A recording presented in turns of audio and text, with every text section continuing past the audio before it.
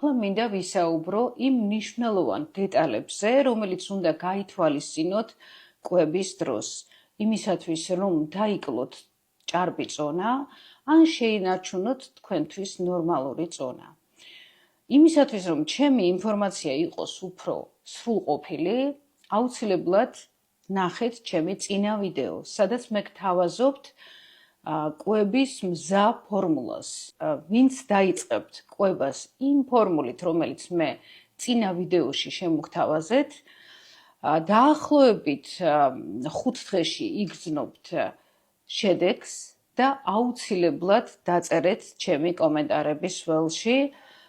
მეც მაინტერესებს როგორი შედეგი გექნებათ და თუ შეგექმნებათ რაიმე სახის სირთულე, ამაშიც შევეცდები ასე რამდენადაც შესაძლებელი იქნება აი ამ სახით ონლაინ დაგეხმაროთ. რა არის მთავარი პრინციპი სწორი კვების? აი იმ კვების ფორმულის, ასე ვთქვათ, რომელიც მე შემოგთავაზეთ წინა ვიდეოში. მთავარი პრინციპი ეს არის ის, რომ ადამიანი იკვებება დღეში 4-ჯერ, თუმცა შეიძლება კვება დღეში 3-ჯერ ან 5-ჯერ და ამის შესახებ კიდევ ცალკე ვიდეოს ჩავწერ. მაგრამ მთავარი პრინციპი მდგომარეობს იმაში, რომ კვებებს შორის ინტერვალი უნდა იყოს 3-4 საათი, არც მეტი, არც ნაკლები. მაგალითად, პირველი კვება ვამბობ, რომ რაც გინდა ის ჭამე და სხვათა შორის ბევრი ადამიანისგან წამოვიდა ესეთი რაღაც შენიშვნები თუ საყვედურები, რომ როგორ შეიძლება რომ დილას ჭამო ის რაც გინდა, რომ დილის კვებაც უნდა იყოს დაბალანსებული, ასეთი და ისეთი და ასე შემდეგ. მე აგიხსნით ამ სიტუაციას. როდესაც ადამიანი არ არის დაჩვეული სწორ კვებას და იკვებება მაშინ როცა უნდა და როგორც უნდა და რაც მოესურვება და ამის გამო ის იმატებს წონაში, ვერ ინარჩუნებს წონას. ძალიან რთულია, რომ ერთბაშად ყველაფერი ჩარჩოებში მოუქციო და უთხრა ახლა ეს ჭამე, ერთი ვაშლი ჭამე, ახლა ერთი ჭიქა წყალს რო დალევ, მერე ესქენი, ანუ ძალიან რთულია, ხო? ეს ნებისმიერ ადამიანს, მათ შორის მეც გამიჭირდება. კი, ბევრმა თქვენთაგანმა შეიძლება ახლა მითხრას, რომ მე დამიცვია ძალიან მკაცრი დიეტა და დავიკელი ამდენი, მაგრამ ეს არის ერთეულები არ არის, ბევრია ესეთი ადამიანი, ვინც დაიცვა ესეთი დიეტა, მაგრამ ძალიან მკაცრ დიეტას როცა დაიცავ, მაგალითად მარტო წიწიბურას რო ჭამ, ეს ისე პირობითად ვამბობ, ხო? აი მარტო წიწიბურაზე რო ხარ, ხო? 1 თვე, 2 თვე, 5 თვე. მთელი ცხოვრება წიწიბურაზე ხო არ იქნები, არა მთელი ცხოვრება ესეთ შეზღუდვებში ხო არ იქნები. ანუ ეს უკიდურესობები კვებაში, ესე ვთქვათ, კვების დიეტაში არ უნდა იყოს, სწორ კვებაში არ უნდა იყოს და ამიტომ მე ვცდილობ, რომ შემოგთავაზოთ ისეთი ფორმულა, რომელიც ესე ვთქვათ აბალანსებს. იქ რაღაცას კი ბატონო მიგითითებთ, რომ აი ასე იკვებე, დაახლოებით ასეთი რაციონი უნდა გქონდეს, მაგრამ აი პირველ კვებაზე დილით გაძლევ უფლებას, ესე ვთქვათ, რომ შეჭამო ის, რაც შენ გიყვარ, შეჭამე ხაჭაპური, გინდა ხინკალი, რაც მოგესურვება, ყავა და შოკოლადი ჭამე და ასე შემდეგ. ანუ ეს არის იმისთვის, რომ ზედმეტი სტრესი არ მივაყენო ადამიანს.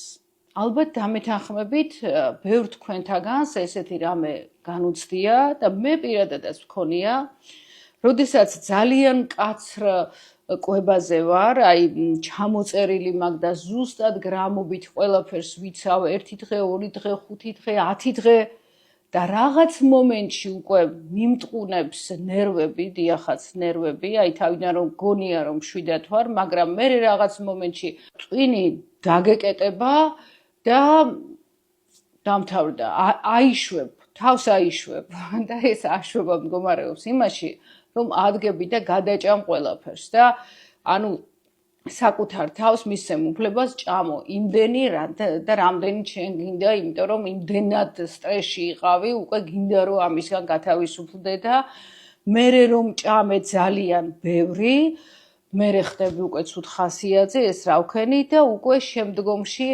ისევ ასე აგრძელებ არასწორ კვებას, იმიტომ რომ რა აზრი აქვს უკვე დავარღვიე, ხო? აი ეს ყველაფერი არის არასწორი მიდგომების შედეგი. ამიტომაც ვამბობ, რომ ნებისმიერი კვება იქნება ეს, ფიზიკური ვარჯიში იქნება თუ რაღაცა, რასაც ჩვენ ადრე არ ვაკეთებდით ცხოვრებაში და როცა ვიწყებთ ამის კეთებას, ეს უნდა მოხდეს ნელ-ნელა, თანდათანობით და ამიტომ ადამიანი, რომელიც ჭამს, როცა უნდა, რამდენიც უნდა, საერთოდ არ აკონტროლებს არაფერს, აი ამ ადამიანებისთვის სწორედ ძალიან ეფექტური იქნება ესეთი კვება. მე პირადად ვცდილობ, რომ აი ესეთი კვება დავიცვა, მეტნაკლებად ვინარჩუნებ წონას, იმიტომ რომ საკმაოდ გურმანი გახლა ვარ, ძალიან მიყვარს გემრიელი, არა მარტო ჭამა, არამედ საჭმელების კეთებაც მიყვარს, ამიტომაც ვერ იდები საჭმელის კეთებას მხოლოდ დღესასწაულზე, რადგან ვთვლი, რომ ზედმეტად გემრიელად ვამზადებ და მერე რომ ძალიან გემრიელს რომ მოვამზადებ, მინდა რომ ვჭამო და ვჭამო. მოკლედ, მეც მაქვს ეს პრობლემა ბევრი თქვენთაგანებით. მთავარი პრინციპები ეს არის, როგორც მოგახსენეთ, 4-ჯერადი კვება, კვებებს შორის ინტერვალი 3-4 საათი, არც მეტი, არც ნაკლები.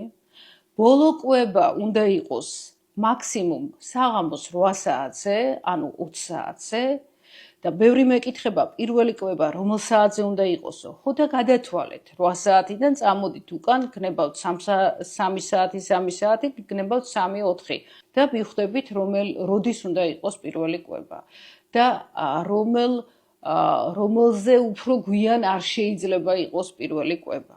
პირველი კვება უნდა იყოს ის, რაც გსურს იმისათვის, რომ არ მიიღო ბევრი სტრესი. თქვათ, აიღე და ერთი დიდი ტორტი შეჭამე დილით, ხო? რასაკვირველია, შემდეგ კვებები, რაც არ უნდა ზუსტად შეასრულო, ვერ დაიკლებ წონაში, პირიქით მოიმატებ. ხო, გასაგებია, რომ დილით კვება უნდა იყოს ნორმალური, ჩვეულებრივი, ადამიანური.